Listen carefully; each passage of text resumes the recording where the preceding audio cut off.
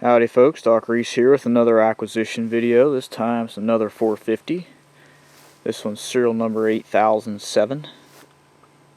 I got this one a couple weeks back. Been doing some work to it. I got it home. Took some time to get it running. I had to work some kinks out of it to get it started, get it off the trailer.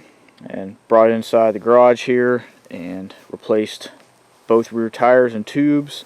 And also fixed the tubes in the fronts so it actually would roll on all fours. It also had a hydraulic leak, which I got a video regarding that in between the valve blocks in here. So I went through that, all new O-rings, seals, everything else like that. The rear line, I have it off currently because it's got a pinhole in it, and I have no tools to be able to braze it. I'm hoping to go back to Pennsylvania here in about a week or so, take it home with me, get that fixed up, and I can get that thrown back on the tractor here.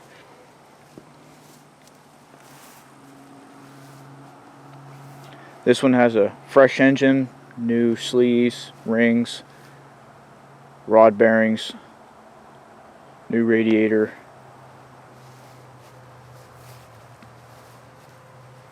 .15.5s on the rear. This one does have spin outs. This is a straight drawbar tractor, not a fast hitch. Complete with fenders as well. I did not put the tack back in the dash because I got to pull it back apart, put that line back on, but the tack doesn't work. So I'd like to get a new tack cable and tack for it. The seat's nice and tight. I'm not used to a seat that isn't all worn out. Changed the oil in the PTO.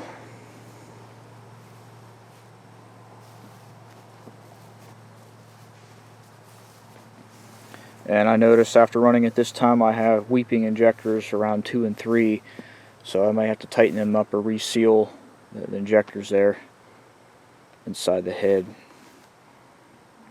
And when it was picked up, had about 3 hours on it after the rebuild, so I'm probably up to 4 or so hours on it. I haven't ran it a whole lot just to move it in and out of the garage as I needed, or to start it up and run it to see if I fixed my hydraulic leak as I went. Also, while I had it apart, got it running, discovered my power steering didn't work, and I had 100 psi coming out of the priority valve, so I ended up getting a new priority valve from Steel Wheel Ranch. Threw that on there and it works pretty good now. The only hiccup is when you go to turn right, when the wheels are straight, it'll load down the edge and like it's catching on something, but if you spin kind of hard past it, it'll spin right past it, and the power steering will work great after that on the right hand turn. Generator does not charge, so I'll be looking to change that to an alternator setup till I get my generator rebuilt, and might throw one back on it.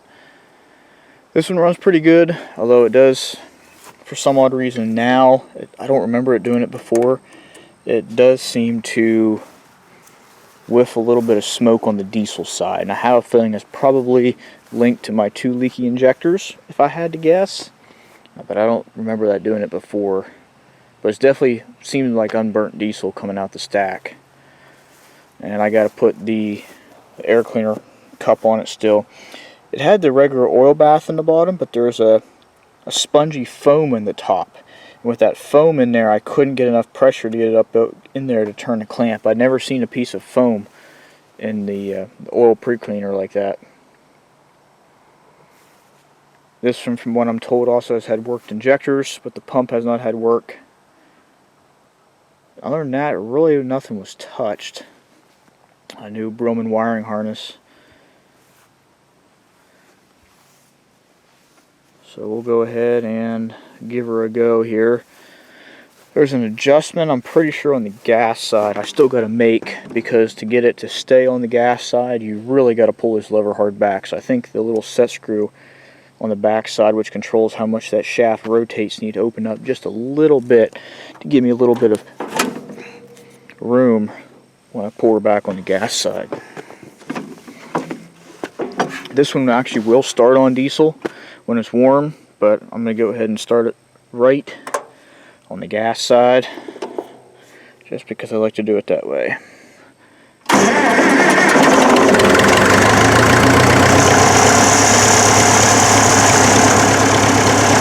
And I forgot to tell you, I don't have all my sheet metal screws in. I ran out. I bought 25 and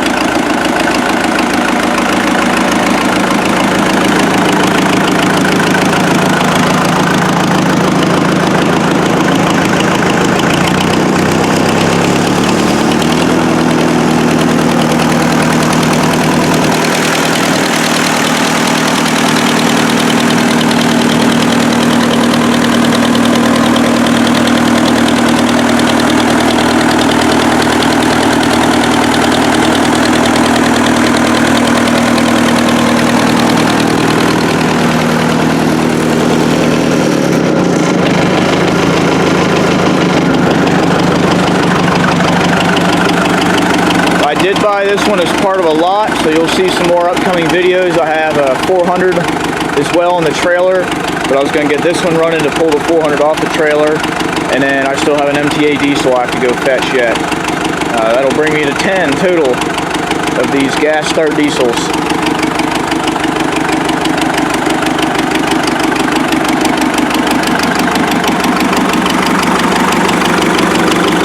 Kind of crazy, but I enjoy keeping them alive.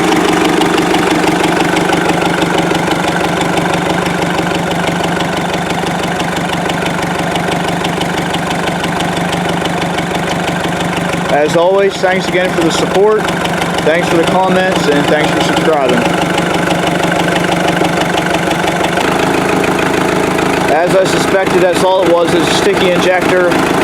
Put it in fourth gear and opened it up a little bit, worked it a little bit, and that last cylinder came right in. Sounds a little better now.